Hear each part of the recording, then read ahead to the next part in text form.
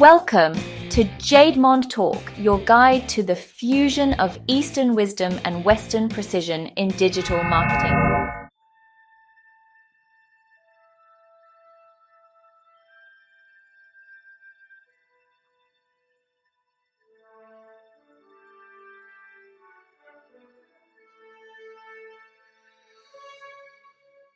Hey everyone, welcome back to the fourth episode of the Jademond podcast. I'm Kuhn, your guide through the intricate world of online marketing in China. And I'm Marcus, your resident SEO nerd with a deep love for all things connected with Google and Baidu. Although I must admit, when it comes to today's topic, I might be slightly out of my depth. That's all right, Marcus. I am here to help. Today, we're diving into the dynamic social media landscape of China. While Marcus is the king of search engine optimization, social media platforms, especially in China, are my playground. But don't worry, we'll learn from each other, and by the end, you'll be just as informed. A challenge. I'm up for it. So after all, the internet isn't all about websites. Especially in the B2C sector, we have to acknowledge the massive role of social media in China. Let's dive in, shall we?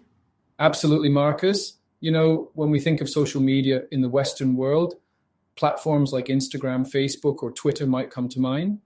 But in China, it's a whole different ballgame. Here, the significance of social media, especially for B2C marketing, is unparalleled. It's not just a platform, it's an ecosystem. Really? How so? Well, for starters, social media in China is so much more integrated into daily life. It's not just about posting pictures or sharing updates. It's about shopping, paying bills, booking appointments, and even more. It's deeply woven into the fabric of our day-to-day activities. For businesses, especially in the B2C sector, this means an enormous potential to be seen and engaged with. That sounds quite intense and quite diverse. So if I'm a brand wanting to make an impact in China, I shouldn't be limiting myself to just one platform? Precisely. Each platform offers unique features and caters to different audiences. Being visible across multiple platforms amplifies your reach. And considering how much time people spend on these apps, it's where brands truly need to make their mark. So Kun, let's dive right in. I've done a bit of homework on WeChat, and even for someone like me who's primarily into SEO, the numbers are just staggering. Hit me with those numbers, Marcus. All right, nerd time. WeChat, developed by Tencent, has been around since January 2011. As of the first quarter of 2023, they've amassed a whopping 1.313 billion monthly active users. I mean, that's impressive for any platform, anywhere. Definitely, Marcus. In fact, we often refer to WeChat as the first national app here. Its growth and impact have been unparalleled. That 3.5% growth in Q1 2023 you mentioned, it's a testament to its continuing dominance. And what's fascinating is not just the numbers, but the sheer range of features. From instant messaging, voice and video calls, to more complex things like mini programs, which, by the way, doubled in usage from the previous year. Exactly. WeChat isn't just a messaging app. It's evolved into a lifestyle. There's a reason its slogan is WeChat is a way of life. From the moment you wake up to the time you go to sleep, there's hardly an activity that you can't do through WeChat. Be it shopping, reading news, paying your bills, or just catching up with friends. Speaking of shopping, I noticed something intriguing. WeChat channels and these mini programs seem to be playing a significant role in e-commerce. In fact, the revenue from WeChat's online advertising hit 21 billion RMB in Q1 2023. That's 17% year-over-year increase. Yes, and it's not just about the advertising. With WeChat channels, there's been a surge in daily active creators and daily video uploads. This platform has grown so fast that creators with more than 10,000 followers have increased threefold. As for the mini programs, they've turned WeChat into a seamless shopping experience. Major e-commerce platforms in China are starting to see them as primary channels for user acquisition. And it's not just B2C, right? Even from a B2B perspective, WeChat offers this massive user base, major advertising platforms, and some really deep insights from big data. So businesses can essentially manage their whole marketing campaign from brand discovery all the way to purchase and recommendations. Spot on, Marcus. For enterprises, WeChat has become this comprehensive tool that caters to almost every marketing need. And for individuals, it's a one-stop solution for almost everything in their daily life. The cultural impact of WeChat is immense. It's no longer just an app, it's an integral part of the Chinese lifestyle. Now, Marcus, let's talk strategy. Given WeChat's vast ecosystem, Western brands have a goldmine of opportunities. But tapping into it requires understanding the Chinese consumer's behavior on this platform. Absolutely. As a brand wanting to penetrate the Chinese market, where would you suggest starting? Well, content marketing is essential. But here it's not just about promoting products or services, it's about creating genuine connections, sharing stories, behind-the-scenes glimpses, or even educating consumers about the brand values and culture can resonate well with the audience. WeChat moments and public accounts are great avenues for this. Okay, got it. So, authenticity and building trust. But considering the speed at which content is consumed these days, how do brands ensure they are not just another fleeting moment on users' feed?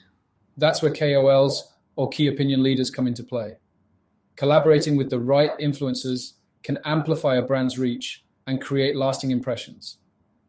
Imagine a KOL live streaming and showcasing a product, and within minutes, the stock gets sold out.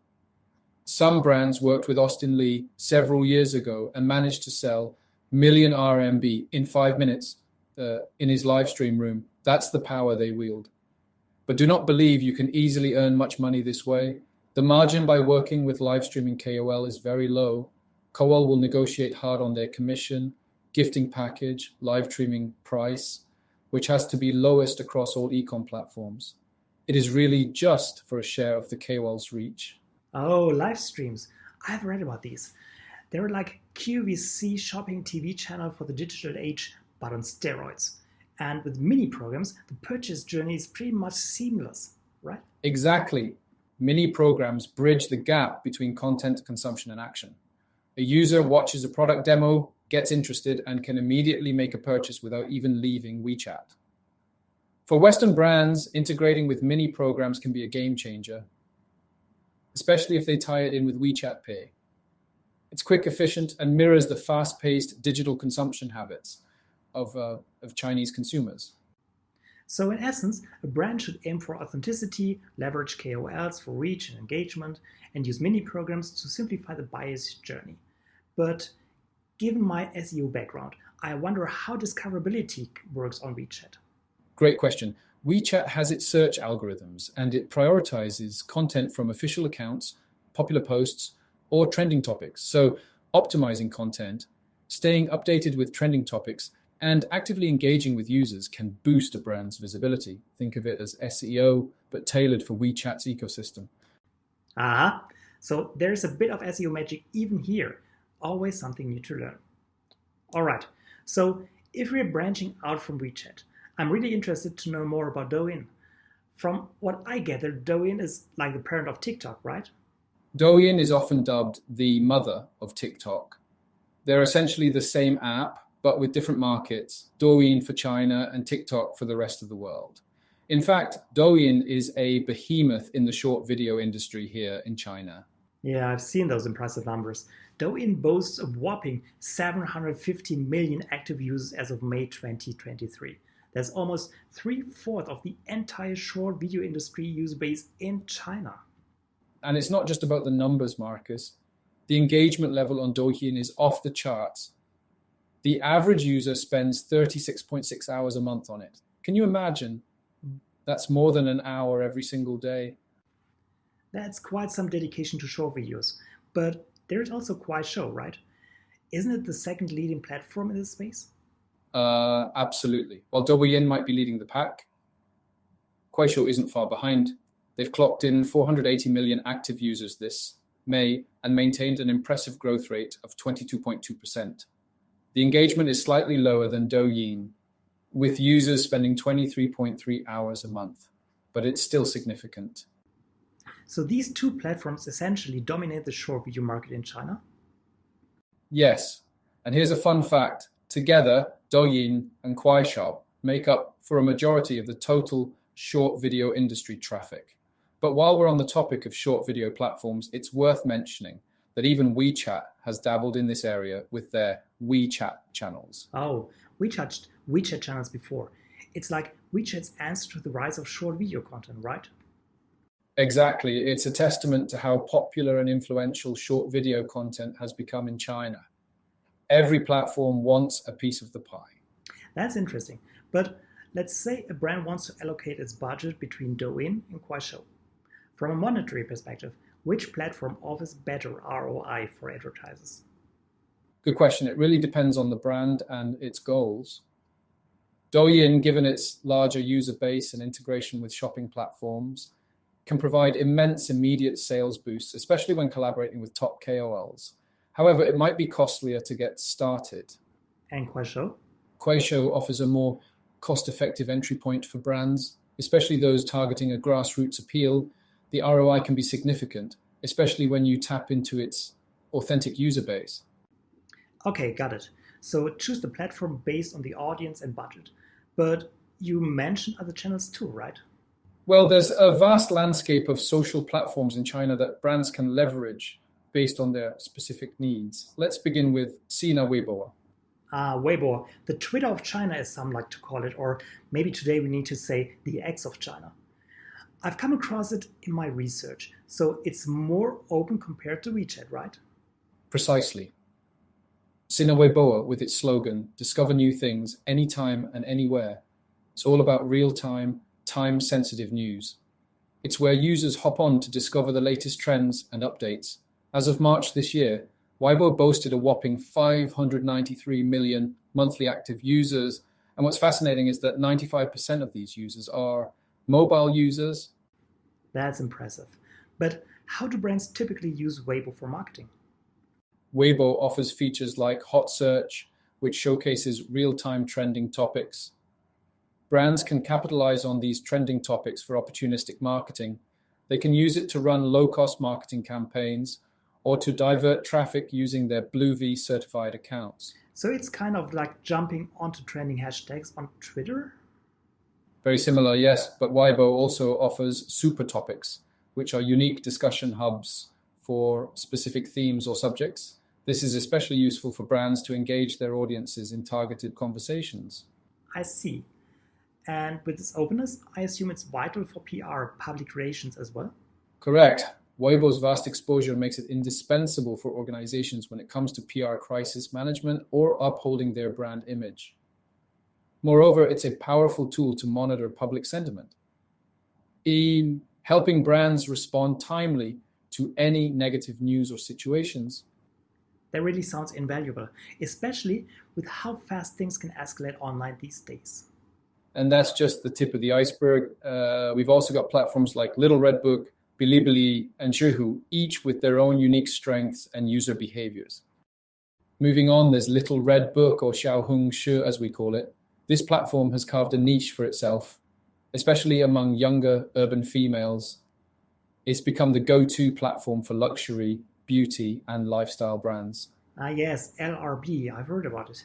It's like a blend of Instagram and Pinterest, but with an emphasis on shopping, right? Exactly. Users on Little Red Book share their experiences, product reviews, and lifestyle tips. Brands, especially in the beauty, fashion, and luxury segments, can really tap into this user-generated content. It provides an authentic feel, almost like word-of-mouth marketing, but on a digital scale. And I've heard about KOL collaborations being a big thing on Little Red Book. You're on point, Marcus. KOLs or influencers have a massive impact on this platform. Brands collaborate with them to create content that not only promotes their products, but also offers valuable insights or tips to the users. It's a win-win. So it sounds like a platform where authenticity and user engagement are paramount. So rather authentic reviews over paid promotions, right? Exactly. And speaking of promotions, let me share a hands-on experience. We worked with a UK-based fashion brand that mainly operated through their Tmall store. The brand's presence on Little Red Book, especially through KOL collaborations, had a significant impact. Every time we collaborated with a KOL on Little Red Book, there was a noticeable spike in their brand searches on Tmall. We even had instances where people inquired Tmall's customer service with images of the KOL from Little Red Book. wanting to purchase the exact outfit or product. That's fascinating. So it's a clear testament for the power of KOLs on platforms like Little Red Book. It showcases a crucial aspect of Chinese consumers. They value authenticity and real experiences. When they see a KOL, they trust wearing or using a product. It's almost like a seal of approval. This trust often translates into actual sales and brand recognition. And it circles back to our initial point about the importance of social media in China's B2C landscape. Authentic engagement is just the key. Precisely. But while Little Red Book caters to a specific audience, platforms like Bilibili and Zhihu have their own niches and unique user behaviors which brands can leverage for targeted marketing. Following up on Little Red Book, another platform that's gained massive traction, especially among the younger generation, is Bilibili. Ah, the YouTube of China. Or so I've heard. In a way, yes, but Bilibili is unique in its essence. It's known for its community-driven focus and high-quality medium to long video content. But what sets it apart is the sheer engagement.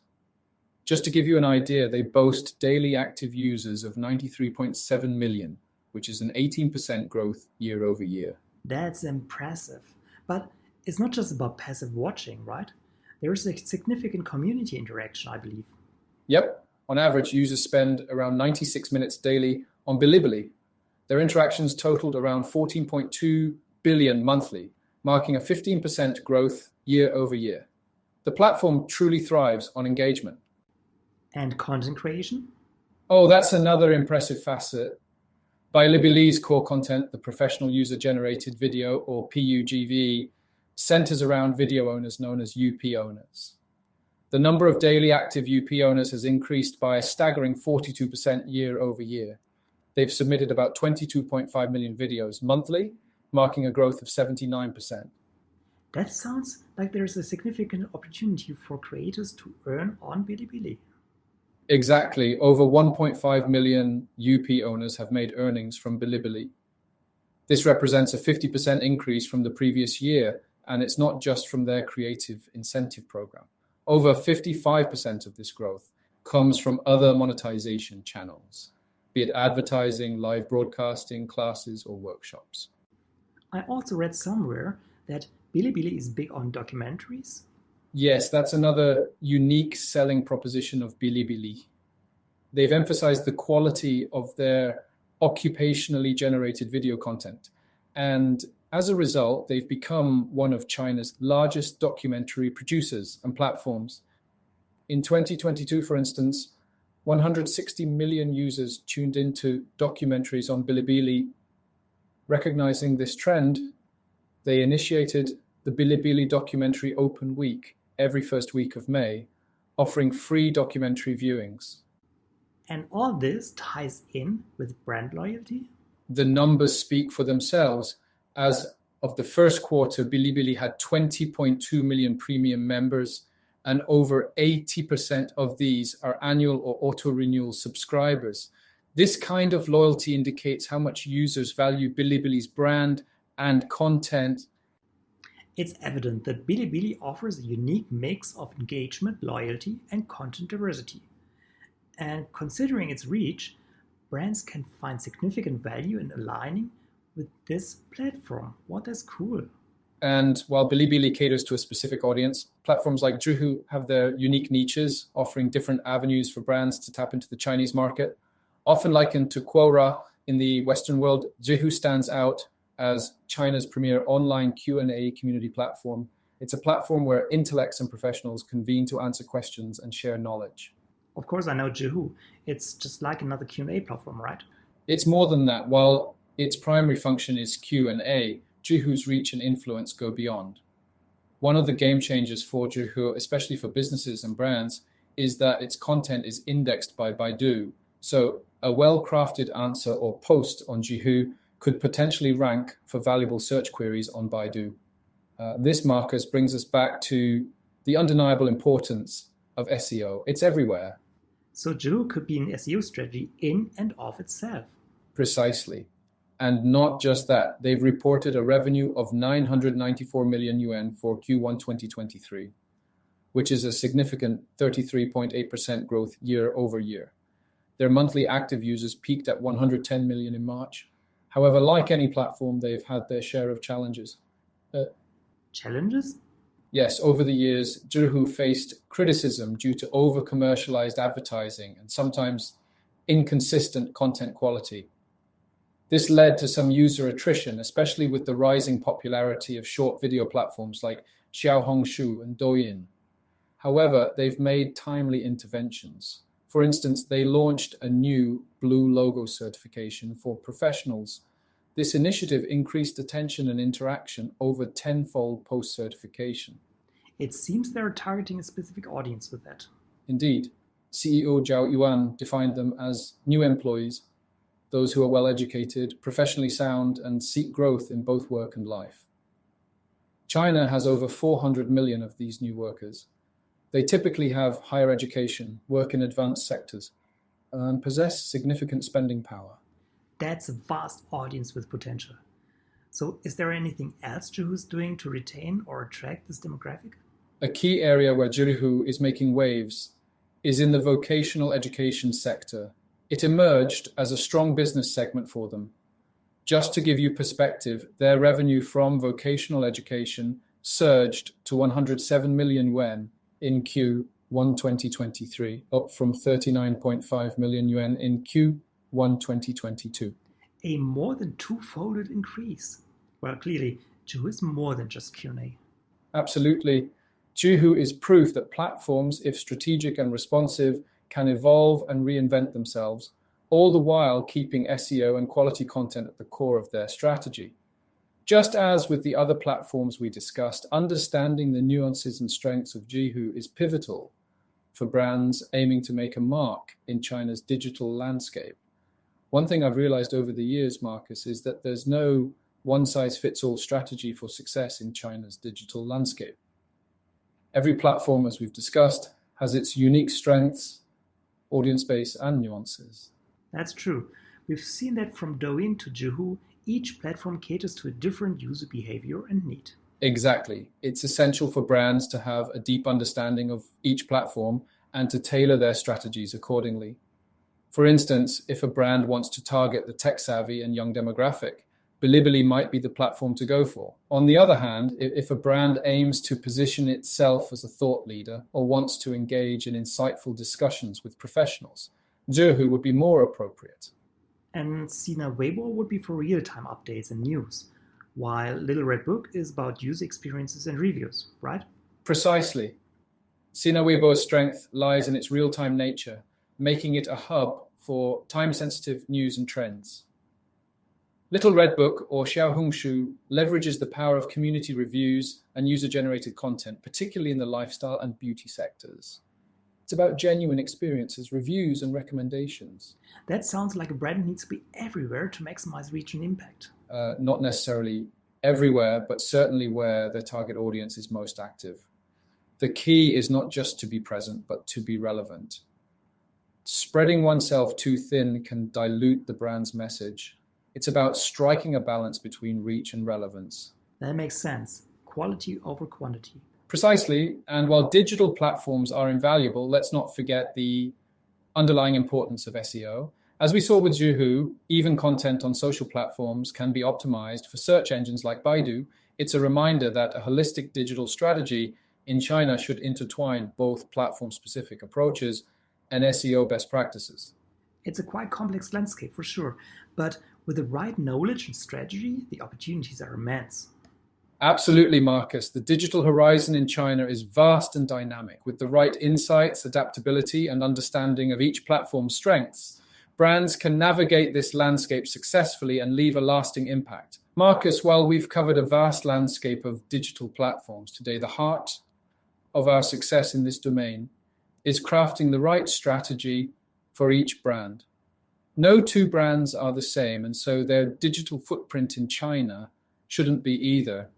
Absolutely, Kun. The diversity of platforms in China presents a vast area of opportunities, but it's the strategy tailored to each brand's strengths and audience that will make the difference. And while we bring our expertise on the nuances of these platforms and the Chinese digital audience, it's paramount for our clients to be part of this journey. Their input, their brand stories, their vision, all of that is the foundation on which we build our strategies. That's a crucial point. We aren't here to simply post content on platforms. We are here to amplify a brand's voice and its essence. And for that, a deep collaboration with our clients is essential. Yes, we can provide insights on what topics resonate, what kind of news might be valuable to share, or even guide on how to adapt messages to cater to the Chinese audience. But the authentic voice and essence must come from the brand itself. So in essence, it's a partnership, a journey we embark on together with the client, using our expertise to guide them through the vast digital seas of China. Precisely. By leveraging the strengths of both our clients and our in-depth understanding of the Chinese digital landscape, we can create meaningful and impactful presences. After all, it's about telling the brand's story in the most authentic and resonant way to the Chinese audience. Here's to many more successful stories, Kun. Cheers to that, Marcus. Together with our clients, we'll continue to write digital success stories in China. Kun, it's been enlightening as always. Thanks for the deep dive into China's social media landscape. It's always a pleasure, Marcus. Remember, the digital world is ever evolving, and together we'll always stay ahead. Safe travels and see you soon. Definitely. Until our next discussion. Take care and goodbye. Goodbye, Marcus, and goodbye, audience. Take care.